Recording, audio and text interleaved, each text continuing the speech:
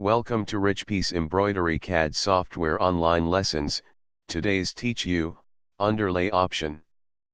Underlay used for create primary stitch.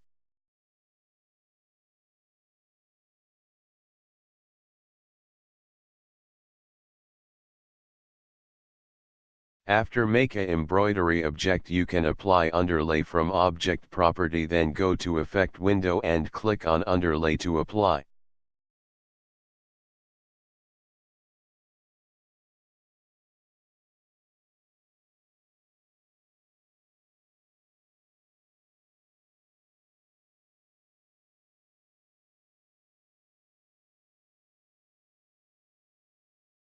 Now you can see primary stitch create under main stitch.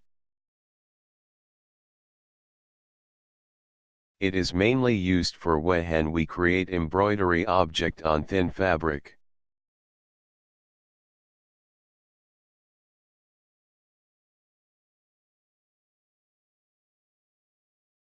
You can see primary stitch make before making main stitch.